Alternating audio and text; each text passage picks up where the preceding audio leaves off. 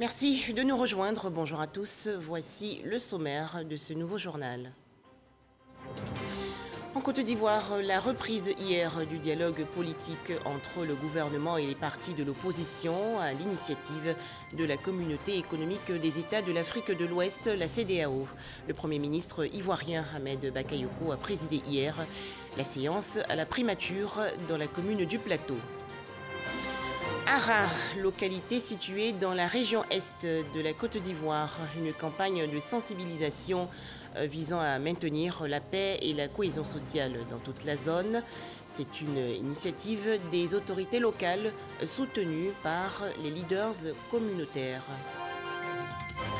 Enfin, au moins 12 morts récemment à Lagos, au Nigeria. L'Union africaine condamne fermement ces violences. Aujourd'hui, jeudi 22 octobre 2020, en Côte d'Ivoire, le 8e jour de la campagne électorale pour la présidentielle 2020. À noter que la période de distribution des cartes d'électeurs a été prorogée par la commission électorale indépendante jusqu'au dimanche 25 octobre prochain. Toujours en Côte d'Ivoire, les acteurs politiques, notamment le gouvernement et les partis de l'opposition, sont retournés hier à la table du dialogue, et cela à l'initiative de la Communauté économique des États de l'Afrique de l'Ouest, la CEDEAO. Le Premier ministre Ahmed Bakayoko a donc présidé hier la séance à la primature dans la commune du Plateau. Les explications de Alexis Ouedraogo.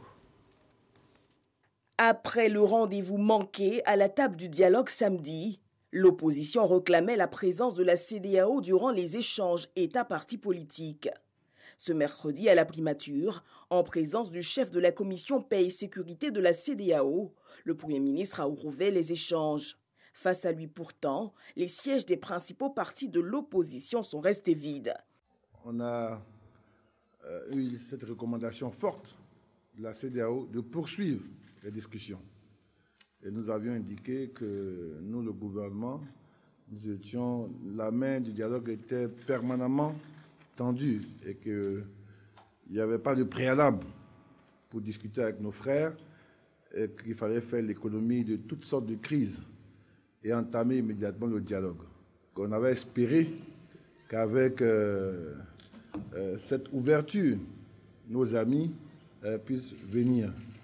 Bien malheureusement, nous avons été informés tout à l'heure qu'il y a une initiative de médiation de la CEDEAO qui est en train de se mettre en place. Et donc, dans l'attente de cette initiative, ils suspendent encore leur participation effective à la réunion.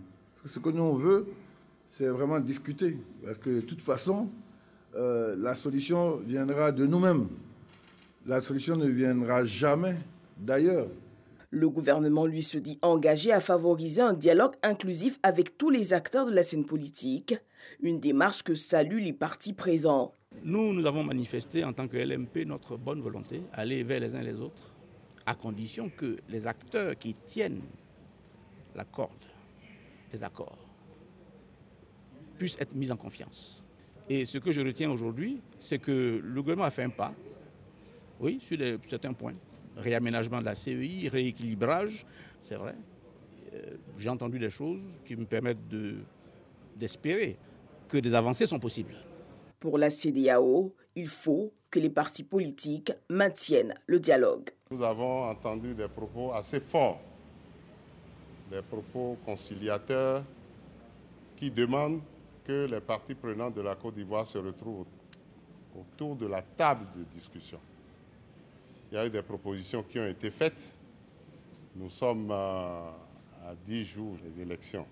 Dans le génie propre de la Côte d'Ivoire, des moyens seront trouvés pour que ces élections-là se passent dans la paix, dans la sérénité. Et le gouvernement entend bien poursuivre ses démarches pour ramener l'opposition à la table des échanges. Après les échanges avec l'opposition ivoirienne dans le cadre de la reprise du dialogue politique, le Premier ministre Ahmed Bakayoko a reçu en audience les ambassadeurs des pays membres du Conseil de sécurité des Nations Unies. Les entretiens ont bien sûr porté sur le processus électoral en cours dans le pays. Suivons ensemble à présent ce communiqué du gouvernement ivoirien lu par Alexis Ouedraogo. Dans le cadre du dialogue, le gouvernement voudrait rappeler que plusieurs concertations ont déjà eu lieu par le passé entre les différents acteurs de la vie politique et les responsables des organisations de la société civile en vue de débattre sur les questions relatives à la Constitution et au processus électoral, notamment de juillet à septembre 2016, de janvier à juin 2019, de janvier à février 2020. Ces concertations ont abouti à l'adoption de la Constitution de 2016, à la mise en place de la Commission électorale indépendante, puis à l'adoption du Code électoral. Dans la continuité de ce dialogue, le gouvernement a convié les partis et groupements politiques ayant participé au dialogue politique sur le processus électoral à une série de rencontres les 14, 15 et 17 octobre 2020. Ces rencontres ont enregistré l'absence de partis politiques ayant lancé un mot d'ordre de désobéissance civile depuis le 20 septembre 2020. C'est dans ce contexte qu'une mission ministérielle de la diplomatie préventive de la CEDEAO a effectué une visite en Côte d'Ivoire du 18 au 19 octobre 2020. Au cours de cette visite, la mission ministérielle a eu des rencontres avec les candidats à l'élection présidentielle du samedi 31 octobre 2020, notamment son Excellence Alassane Ouattara, président de la République, M. Henri Konan Bédié, président du PDCI RDA, M. Pascal Afine-Guessan, président du FPI, et M. Bertin Kouadio-Konan, candidat indépendant. Dans les échanges avec le président Henri Konan Bédié et M. Pascal Afine-Guessan, les points ci-dessous ont été spécifiquement évoqués. 1. La restructuration de la CEI avec une personnalité supplémentaire pour l'opposition et un poste de vice-président pour le PDCI RDA, ainsi que la recomposition des CEI locales. 2. Une rencontre entre son Excellence M. Alassane Ouattara, président de la République, et M. Henri Konan Bédié, président du PDCI RDA, proposition faite par la mission de la CEDEAO et favorablement accueillie par le président Henri Konan Bédié. Sur la base de ces échanges, le gouvernement a convoqué une séance de travail ce mercredi 21 octobre 2020 avec l'ensemble des partis politiques ayant pris part au dialogue politique, en présence d'une délégation de la CEDEAO conduite par le général Francis Béhanzin, commissaire aux affaires politiques, paix et sécurité à titre d'observateur. Au cours de cette rencontre, ces deux questions ont été évoquées et le gouvernement a décidé d'examiner favorablement et dans les meilleurs délais les requêtes portant sur la CEI, à savoir l'intégration d'une 5e personnalité à la commission centrale de la CEI au titre de l'opposition, l'octroi d'un poste de vice-président au PDCI dans le bureau de la commission centrale, la recomposition des CEI locales. Concernant la rencontre avec le président Alassane Ouattara et le président Bédié, le gouvernement a indiqué la disponibilité du chef de l'État. Les participants ont déploré les violentes manifestations enregistrées au cours des dernières semaines qui ont occasionné des pertes en vie humaine, des blessures graves et des dégâts matériels importants, dont l'incendie à la résidence de M. Pascal Afine-Guessan à Bongouanou. Il a également été fait mention d'allégations de la présence de forces parallèles sur les lieux des manifestations. Le gouvernement tient à indiquer que des investigations sont en cours en vue de rechercher et d'interpeller ceux qui commettent personnellement ces actes, ainsi que ceux qui les incitent à les commettre pour leur faire subir la rigueur des lois pénales. Le gouvernement appelle les partis politiques à lever sans délai le mot d'ordre de désobéissance civile, à s'inscrire définitivement dans la voie du dialogue et à œuvrer pour un déroulement apaisé de l'élection présidentielle du samedi 31 octobre 2020. Fait à Abidjan le 21 octobre 2020. Dabou, dans le sud du pays, récemment en proie aux actes de violence. Le préfet de la région des Grands Ponts, préfet du département de Dabou, a pris un arrêté portant couvre-feu afin d'instaurer les conditions d'une meilleure action des forces de sécurité qui sont sur le terrain et aussi éviter de nouvelles violences. Il est donc instauré sur l'étendue du territoire du département de Dabou un couvre-feu allant de 19h à 6h du matin à compter du mercredi 21 octobre 2020 jusqu'au dimanche 25 octobre 2020 inclus. Fait à Dabou le 21 octobre 2020, signé le préfet hors grade Nzi Kanga Rémi. Je vous donne également lecture de ce communiqué du ministère des Transports. Le ministère des Transports À l'instar de la communauté nationale et internationale, constate avec amertume des attaques perpétrées de manière répétée contre des autobus de la société de transport abidjanais La Sotra. Le bilan à ce jour fait état de plusieurs autobus et véhicules de transport public de marchandises et de voyageurs endommagés et détruits, des accidents de la route provoqués nuitamment par des troncs d'arbres posés sur la voie publique, occasionnant 83 blessés, dont certains cas graves. Le préjudice causé s'élève à plus de 2 milliards de francs CFA pour les autobus Sotra détruits et plusieurs centaines de millions de francs CFA pour les véhicules de transport public de marchandises et de voyageurs. Fait à Abidjan le 21 octobre 2020, signé le ministre des Transports Adama Koné. Une fois de plus, les rumeurs fusent sur la toile. Des internautes ont en effet annoncé la nuit dernière que le 3e pont d'Abidjan, le pont Henri Konan Bédié, a été incendié. Mais il n'en est absolument rien. Voici les explications de l'enseignant Ouattara. Non, le péage du pont Henri Konan Bédié d'Abidjan n'a pas été incendié, comme le montre la vidéo largement partagée sur les réseaux sociaux et dans les groupes WhatsApp en Côte d'Ivoire dans la nuit du mardi 20 octobre. Les mêmes rumeurs ont assimilé ce péage à celui d'Atinguié sur l'autoroute du Nord, une information vite démentie par les services du Fonds d'entretien routier. Après des recherches sur la toile, il s'agit en réalité d'une vidéo en rapport avec l'actualité, pas en Côte d'Ivoire mais plutôt au Nigeria. C'est Lekki Toll Gate, le péage sur le pont de liaison Lekki-Ikoyi, long de 1,36 km, dans l'état de Lagos. Ces dernières semaines, les populations avaient occupé les rues de Lagos, mais aussi le pont au niveau du péage pour dénoncer les brutalités d'une unité spéciale de la police. C'est lors des protestations que le poste a été incendié par les manifestants. En cette période électorale, les manipulations d'images, de vidéos ou des contenus sortis de leur contexte foisonnent. C'est dans cette optique que Facebook a pris des mesures dans la perspective des élections d'octobre 2020 en Côte d'Ivoire. La plateforme veut contribuer ainsi à la protection de l'élection présidentielle du 31 octobre 2020 en aidant à prévenir l'ingérence électorale, lutter contre la désinformation et la dissuasion d'aller voter. À présent, cette importante information, le ministère de l'Éducation nationale, de l'enseignement technique et de la formation professionnelle vient de réorganiser les dates des congés de Toussaint 2020. Les dates de départ et de retour des congés de Toussaint 2020 sont fixées comme suit. Date de départ, demain, vendredi 23 octobre 2020, après les cours de l'après-midi.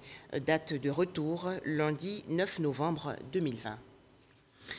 Direction Ara, dans la région est du pays. Les autorités locales soutenues par les leaders communautaires ont organisé récemment une campagne de sensibilisation. Objectif, maintenir la paix et la cohésion sociale dans ce département. Walter Amadou. Ara, le foyer des jeunes d'Aouya abrite la cérémonie de lancement de la campagne de sensibilisation relative à la promotion de la cohésion sociale. Madame le maire nous a exhorté, on n'a qu'à parler à nos enfants de cultiver la paix, la cohésion sociale et puis vraiment l'harmonie de vivre ensemble. À travers le thème « Paix et vivre ensemble », Arlette Kwame Badou, maire de la commune d'Ara, invite les représentants des populations au respect des symboles de la République et au renforcement de l'apaisement entre communautés. Nous avons pris notre destin en main, nous travaillons pour avancer. C'est-à-dire après le minimum, qui est le bien-être, que tout le monde recherche, il faudrait qu'on aille pour le meilleur. Le roi Nana Tewa II, chef de la tribu Ayoua, est impliqué dans cette campagne. Il exhorte les chefs traditionnels à jouer leur partition pour la réussite de la présente initiative. Djezou Konan, préfet du département d'Ara, insiste sur l'importance de la préservation du climat de paix. Tout le monde aspire à la paix, tout le monde aspire au développement. Je souhaite que la tranquillité, la concordance des points de vue règne dans ma circonscription. Pour l'heure, la quiétude règne à Ara. Les autorités administratives, élus, cadres et les leaders de communautés ont pris les dispositions pour prévenir toute éventualité de trouble. Toujours en Côte d'Ivoire, des villages de la région de Lamé, récemment théâtre de plusieurs affrontements violents. Après ces tristes événements, le ministre de l'Environnement et du Développement durable, le professeur Joseph Seka, a entamé une tournée dans cette localité. Objectif, sensibiliser les populations, notamment la jeunesse, à la paix et à la cohésion sociale. Mamadou Kouassi. La finale de ce tournoi de football inter-village a été l'occasion pour le ministre Joseph Seka de revenir sur les actes de violence qui ont émaillé la région de Lamé ces dernières semaines. Il a également parlé de paix et de cohésion aux jeunes du département de Yakassato. Cette compétition a réuni une centaine de jeunes de plusieurs villages et les initiateurs veulent s'appuyer sur le sport, surtout le football, pour prôner la paix, le pardon et le vivre ensemble. Pour la finale tenue dans le village d'Adjamé, dans la sous-préfecture d'Abongwa, c'est un message de cohésion que le parrain de la cérémonie a passé aux jeunes. Le professeur Joseph Seka a invité les jeunes à se détourner des actes de défiance de l'autorité et surtout de violences enregistrées dans la région de Lamé. Je voudrais donc vous inviter à être des enfants, des jeunes modèles, des jeunes respectueux du bien commun, des jeunes respectueux de leurs années, des jeunes qui ont conscience de leur avenir et qui doivent s'inscrire dans la dynamique de développement impulsée par le gouvernement ivoirien. Bientôt, des gens viendront pour vous demander de vous jeter dans la rue pour casser, pour brûler. N'entrez pas dans ces combines parce que ça ne vous arrange pas. Ceux qui le disent ont leurs enfants en Europe, en train de fréquenter. Après les jeunes, ce sont les chefs traditionnels qui échangent avec le ministre Joseph Seka, par ailleurs vice-président du conseil régional de Lamé. Ici, il s'agit d'inviter les chefs à jouer leur rôle de promoteurs des valeurs de paix, du vivre ensemble, pour éviter à leur département des crises sociales. Un message bien apprécié par les chefs qui se sont engagés à soutenir les initiatives de paix et de cohésion pour le développement de leur terroir. Cette étape de la sous-préfecture d'Abongwa marque le début d'une tournée régionale que le ministre Joseph Seka compte mener pour encourager les populations et surtout les jeunes à promouvoir le dialogue en toutes circonstances. Serge Koléa, le Super Ebony 2019 et la jeunesse de la région du Guémont s'engagent pour des élections apaisées en Côte d'Ivoire. La caravane du Super Ebony 2019 était récemment dans la ville de Duékoué, dans l'ouest du pays, pour diffuser des messages de paix à l'endroit des populations. Thème retenu, Jeunes, engage-toi pour la paix en Côte d'Ivoire. Jean Djadji. Duékoué a décidé de tourner le dos à la violence, à l'image du quartier Duékoué-Carrefour, qui a subi de plein fouet les conséquences dramatiques des crises successives en Côte d'Ivoire, notamment en 2011. La ville entend désormais relayer les messages de paix et d'unité. Cette vision nouvelle, les jeunes, les femmes, les chefs traditionnels l'ont réaffirmé à la faveur de la caravane du Super Ebony pour des élections apaisées. S'il s'agit de paix, s'il s'agit de cohésion, quelle que soit l'heure, quel que soit le moment, nous sommes toujours prêts pour vous accompagner. Que plus jamais Carrefour soit le champ de violence encore. Nous, en tant que leaders, nous faisons notre devoir pour qu'il y ait la paix. Oui, il y a la paix, mais il faut que la jeunesse soit autonome. Duékoué est en phase avec les objectifs de cette caravane à la grande satisfaction du Super Ebony. Serge Koléa a exhorté la jeunesse communale à se faire porteur de son message dans la région. Nous sommes en campagne pour la Côte d'Ivoire, pas pour un candidat. Nous venons dire à nos parents que nous devons résolument nous engager dans la paix. Il n'y a pas meilleure façon de rendre service à ce pays que de parler de paix. Quand 2 personnes parlent de manifestations violentes, il faut que 10 personnes parlent de paix. Pour le médiateur délégué du Guémont, Blanchard Do, Duékoué a dit non aux manifestations violentes depuis longtemps. Chers enfants, nous voici à nouveau à la veille des élections. Le monde nous regarde. Plus que jamais, disons non à l'intoxication des réseaux sociaux Non à la manipulation et la violence, car sans la paix, c'est votre avenir qui en dépendrait. Dieukwé vit au rythme de la paix. Les populations s'inscrivent dans une dynamique de développement. Les jeunes, eux, veulent surtout bénéficier des programmes de création d'emplois.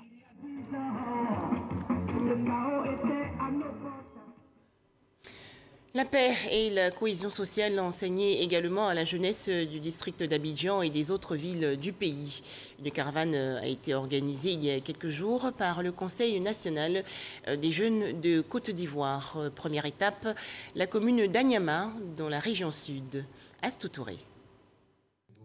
Dans le cadre de sa mission de renforcement des capacités des leaders d'opinion en vue de la prévention des conflits identitaires, Verba Teams a formé plus de 1000 jeunes issus de divers horizons depuis 2014. Très souvent, quand ils font des publications, pour eux, quand il y a des likes, des j'aime et autres, ils estiment qu'ils ont fait du bon boulot. Ici, c'est de leur mettre à disposition des outils. Ce ne sont pas toutes les informations qu'on reçoit sur les réseaux sociaux qu'on doit publier de façon pragmatique, de leur donner des outils techniques et il y a des méthodes de repérage que nous allons implémenter avec eux et aussi de mettre aussi à leur disposition des outils institutionnels qui puissent leur permettre vraiment de diffuser les informations dans le cadre d'une déontologie bien précise. Cet atelier vise à fournir les informations nécessaires aux leaders de jeunesse, blogueurs et influenceurs pour la consolidation de la paix et le renforcement de la cohésion sociale. Cette formation va nous apporter beaucoup. Et nous, en tant que leaders, ça va nous aguerrir. Et par la suite, ça nous permet de relayer cette formation dans la base, c'est-à-dire dans la population jeune. Une initiative qui cadre bien avec le contexte sociopolitique actuel marqué par les élections présidentielles. Le contexte actuel nous invite à plus de solidarité et à créer un environnement social et électoral apaisé. Nous devons tous ensemble vérifier les informations avant de les diffuser.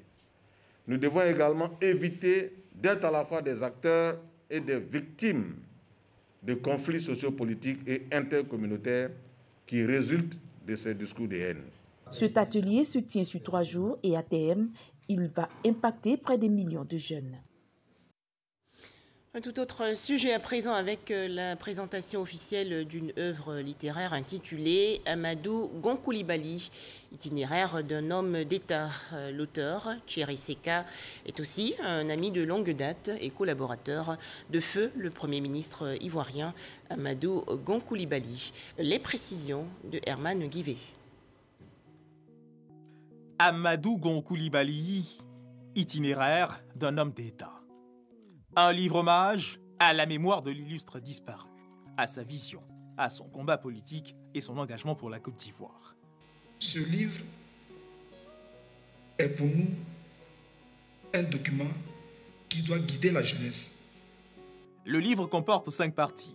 Des années-formation d'Amadou Gon Coulibaly à sa vision pour la Côte d'Ivoire aux côtés du chef de l'État Alassane Ouattara. L'auteur, qui aura partagé presque 45 ans d'amitié avec l'illustre disparu, témoigne. Toute la vie d'Amadou Gon Coulibaly, la recherche de l'excellence, la compétition, ça se ressentait. Il a mis cela au service du pays.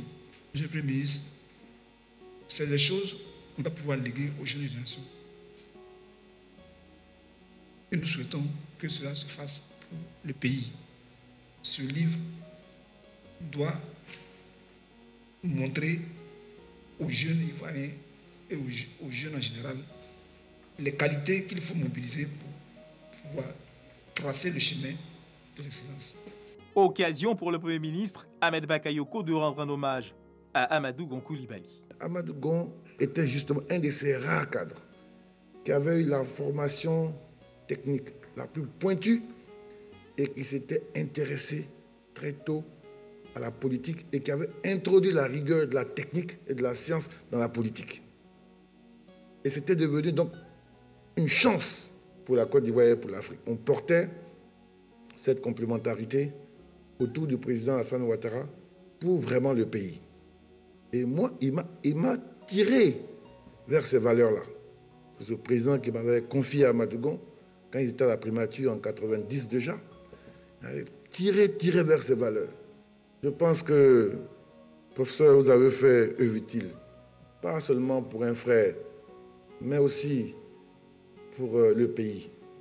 Moi, je peux vous dire à titre personnel, des fois, Amadou Gom me manque tellement que je suis en réflexe de prendre mon téléphone pour l'appeler, pour lui poser une équation. Parce que vraiment, j'avais tout le sentiment, d'abord la sérénité devant les problèmes et la structuration des problèmes, les orientations. Il avait vraiment des solutions à tout. Et je réalise qu'il n'est plus là, mais avec ces livres et avec l'esprit qui anime ce moment que nous passons ensemble, réalisons que c'est ensemble et dans ce legs que nous avons de son héritage que nous pourrons demeurer ensemble pour le bonheur de notre pays.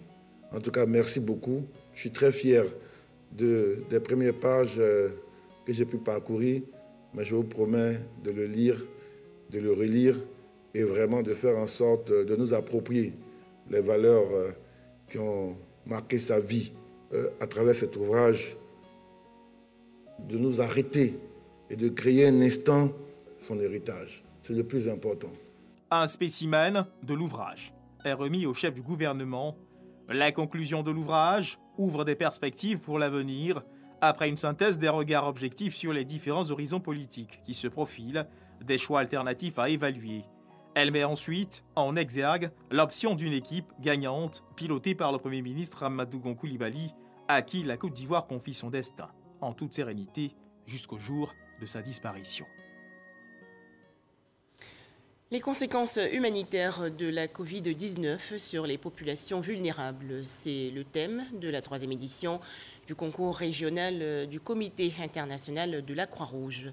Des productions de 4 pays ouest-africains ont été présentées. Franck Quadio. Les journalistes ivoiriens Sorosita pour Radio Côte d'Ivoire, audiovisuel, et Yao Francis Kwame Fraternité Matin pour la presse sont les lauréats de la 3e édition du prix concours régional humanitaire de la Croix-Rouge, axé sur le thème « Les conséquences humanitaires de la Covid-19 sur les populations vulnérables ». Moi, j'ai eu à présenter un reportage sur les malentendants et les personnes sourdes. Alors, l'impact du masque sur la vie de ces personnes-là. C'est vrai que le gouvernement a imposé certaines mesures barrières, notamment le port du masque. Alors, moi, je suis allé chercher un peu auprès de ces personnes-là quel était donc cet impact-là sur leur vie. Et c'est vrai, je suis joyeux d'obtenir un prix. Mais ma joie ne sera plus parfaite que lorsque les difficultés que j'ai eu à énoncer dans ce papier-là seront résolues. Voilà. Parce qu'effectivement, vous avez des personnes dans des situations difficiles qui se déplacent en fauteuil roulant. Un concours dédié à l'Afrique de l'Ouest francophone. La Côte d'Ivoire, le Togo, le Bénin et la Guinée sont les participants. 44 productions présentées au total selon le jury, composé de personnalités de différents secteurs venus des pays participants. Le Comité international de la Croix-Rouge CICR a collaboré avec la Croix-Rouge section Côte d'Ivoire et ce concours est un prétexte pour accélérer la sensibilisation et les activités de soutien aux couches fragiles en cette période de pandémie. Nous avons un certain nombre d'activités et des très bons contacts avec les différentes autorités pénitentiaires. Donc dans la plupart des pays couverts, nous avons fait un travail avec ces autorités pénitentiaires pour apporter de l'assistance en matériel d'hygiène, de santé. Trophée ordinateur portable, connexion Internet et plusieurs autres lots aux différents vainqueurs. Le CICR existe depuis 1863. L'organisation vient en aide aux victimes d'abus dans toute forme de situation de violence, notamment les conflits armés. Porter un masque de protection faciale, se laver les mains consciencieusement, autant de mesures pour freiner le coronavirus.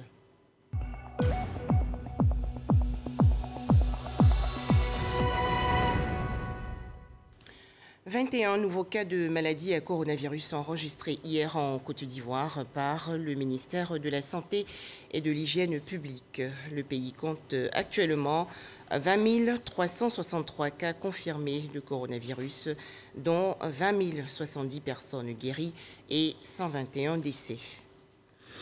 En image, l'actualité hors de chez nous. Au moins 12 morts dans des violences à Lagos, au Nigeria. L'Union africaine a fermement condamné ces actes dans un communiqué publié la nuit dernière.